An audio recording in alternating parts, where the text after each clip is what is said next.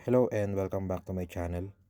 In this video, we'll be looking at the bootleg version of the Gundam Nadleeh from the Gundam 00 series. I don't know which brand this is from, as most bootleg companies no longer include their names in the boxes. So here is the box.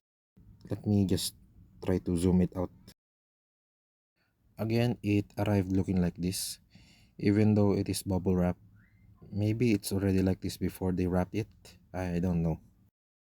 But luckily all runners are intact and no parts were damaged. Going back, they placed a CG render of Nadleeh shedding the armor parts of Gundam Virtue. And in here, the actual model kit. Here you can see that they put decals on it even though they didn't include water slide decals.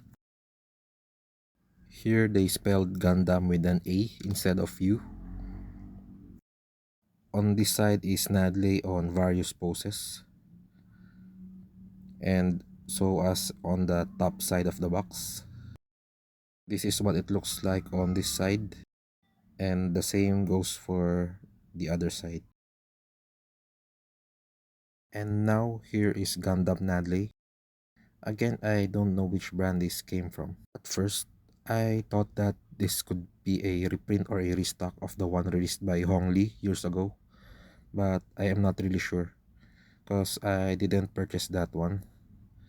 But I was able to purchase the Double O Gundam CeraV, Seven Swords, and Jinx.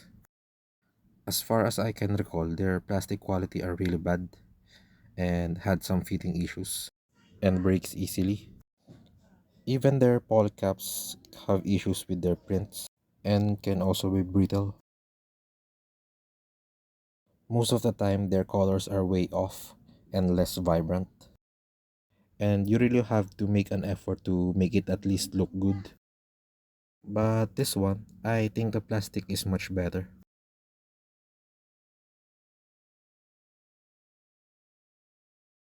At least in some areas. Some parts, the plastic are almost similar to Bandai when it comes to texture and feel. I'm not sure if this can be seen through the camera. I have here the Gundam Mark II Titans Revive version. At this time, it doesn't have a bootleg version yet. Particularly on this area, I think they have the same texture and feels. So personally, I think this is a new release and probably from a different manufacturer. I just hope that they can replicate this on most parts. But of course, for most bootlegs, there are still some imperfections. Let's start first with the face, because this is where most knockoff brands get it wrong most of the time. They just can't get the details correctly. Those red pieces on the top of the head and the chin are just stickers, and they're not really good. These hanging pieces or the cords are made with soft plastic material. I think they're just okay, but the gate marks are kinda difficult to remove. And same on the back side. For some stickers, some doesn't want to stay in place. And some of them are not precisely cut and difficult to remove from the sticker sheet. The sticker on the shoulder armor is slightly peeling off. This one I damaged while pulling from the sticker sheet.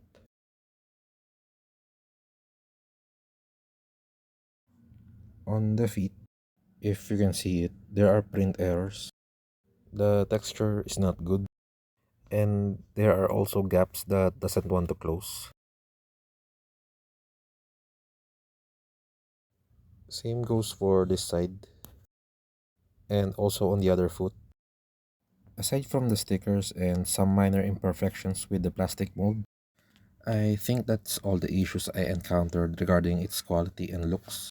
Surprisingly, there are no falling parts, or not yet at least.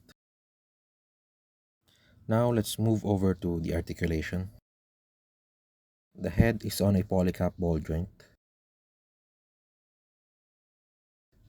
Moves up and down, side to side.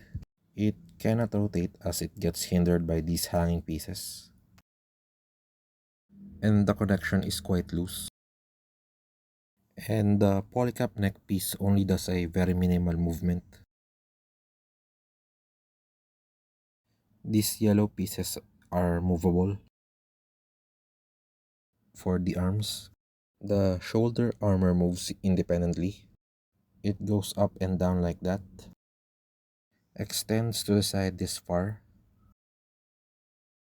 There is a nice butterfly joint.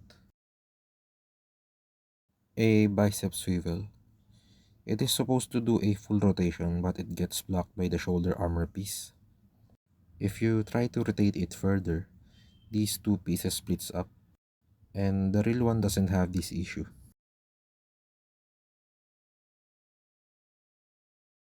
Moving on, there is a single bend elbow,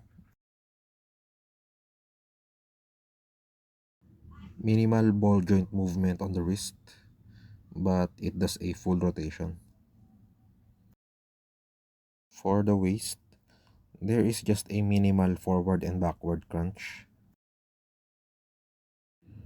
No side to side movements, but it can do a full rotation. For the legs, there is a triple ball joint on the crotch, one ball socket on each side, and one in the middle.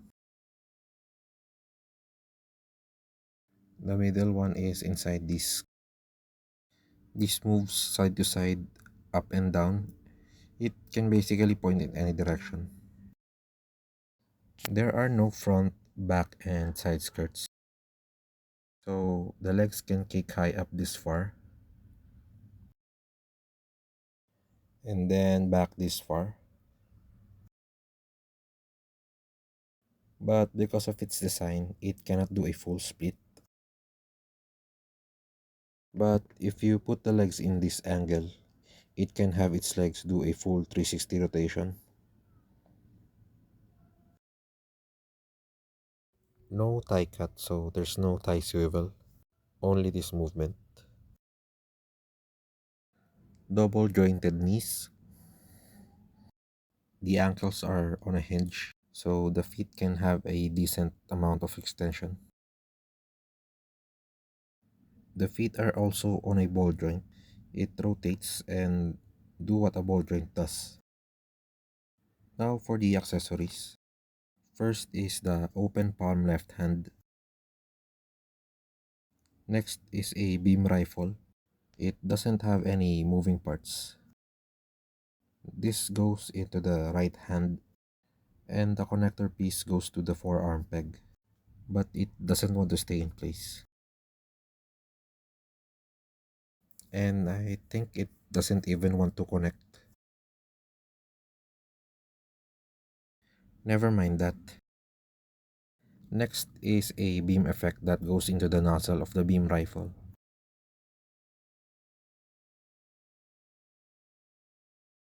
And then the next one is the shield. This is the connector piece. The red parts you're seeing are just stickers. The shield goes into the left arm. This one, unlike with the beam rifle, it has a secure connection.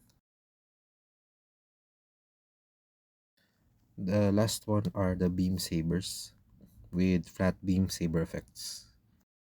For side-by-side comparisons, here it is with the bootleg version of the high-grade Windam. I've also made a review video of this.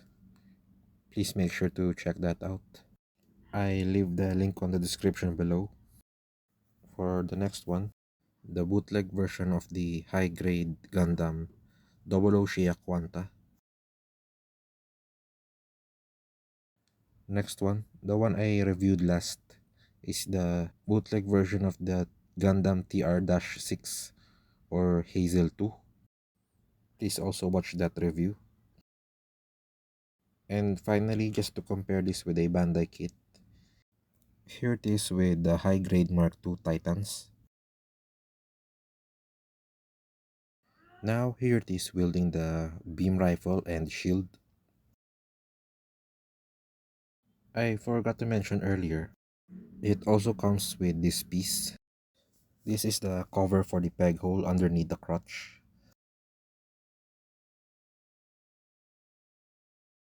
As I end this review, I think this is still a good kit even for a bootleg, considering its price.